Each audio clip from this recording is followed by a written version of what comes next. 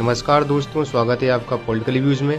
त्रिपुरा की 60 विधानसभा सीटों पर सिंगल फेज में 16 फरवरी को वोटिंग होगी और 2 मार्च को त्रिपुरा चुनाव के नतीजे सामने आएंगे। इस वीडियो में हम आपको बताएंगे कि अभी त्रिपुरा चुनाव का जमीन पर क्या माहौल है, कौन सी पार्टी इस चुनावी रेस में सबसे आगे नजर आ रही है, या सीपीएम कांग्रेस गठबंधन के बाद से त्रिपुरा की राजनीति पूरी तरह से बदल गई है या फिर पूरी पिक्चर देखना अभी बाकी है। इसी कड़क मुद्दे पर पेश है हमारे चैनल का सबसे सटीक ओपिनियन पोल। त्रिपुरा में कुल विधानसभा सीटों की संख्या 60 है और बहुमत का आंकड़ा है 31। त्रिपुरा के पिछले विधानसभा चुनाव में बीजेपी और आईपीएफटी गठबंधन को बहुमत हासिल हुआ था।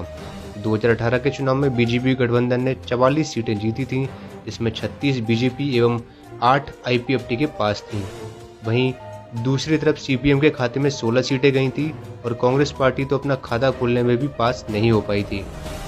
इस बार के चुनाव में हमें बीजेपी, सीपीएम कांग्रेस गठबंधन और टिपरा मोटा के बीच त्रिकोणीय लड़ाई देखने को मिलने वाली है। वहीं कुछ सीटों पर टीएमसी भी हार जीत का फैसला करने की क्षमता रखती है। जहां टिपरा पार्टी को उम्मीद है कि ग्रेटर टिपरा लैंड की मांग के बलबूते वो सारी एसटी आरक्षित सीटें जीत जाएगी। वहीं बीजेपी को अभी भी भरोसा है कि भले ही आईपीएफटी अब कमजोर हो चुकी है, परंतु इस गठबंधन का उसे पिछले चुनाव जितना ही फायदा होगा। तो वहीं सीपीएम का सोचना है कि कांग्रेस पार्टी से हुआ उसका गठबंधन एंटी बीजेपी वोटों के बंटवारे को रोकेगा और इसका सीधा फायदा सीपीएम को ही मिलेगा। तो चलिए अब शुरू करते हैं त्रिपुरा विधानसभा चुनाव का ओपिनियन पोल और देखते हैं कि त्रिपुरा के नए राजनीतिक समीकरण किस पार्टी को लाभ पहुंचाएंगे और किस पार्टी की बनेगी त्रिपुरा में सरकार। सबसे पहले बात करते हैं टीएमसी की। ममता बनर्जी को उम्मीद है कि बंगाल की तरह त्रिपुरा के भी मुस्लिम वोटर टीएमसी का ही साथ देंगे, किंतु हमारा अनुमान कहता है कि टीएमसी त्रिपुरा में अपना खाता भी नहीं खोल पाएगी।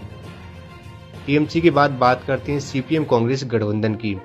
इस गठबंधन के तहत लेफ्ट फ्रंट 47 तो वहीं 13 सीटों पर कांग्रेस पार्टी अपने उम्मीदवार उतारेगी।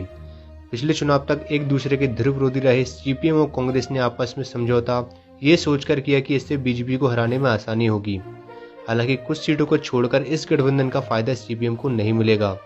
हमारे विश्लेषण के अनुसार सीपीएम कांग्रेस गठबंधन 11 सीटें जीतने में ही सफल हो पाएगा।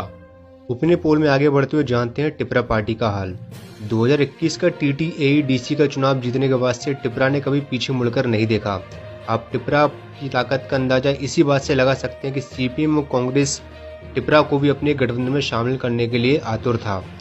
हमारा अनुमान ये बताता है कि टिपरा को इस चुनाव में 18 सीटें मिल सकती हैं। 2 साल पुरानी पार्टी के लिए 18 सीटें जीतना किसी बड़ी उपलब्धि से कम नहीं है। वहीं अगर हम बात करें बीजेपी की, तो बीजेपी गठबंधन के लिए चुनाव 2018 की तुलना में बहुत मुश्किल होने वाला है।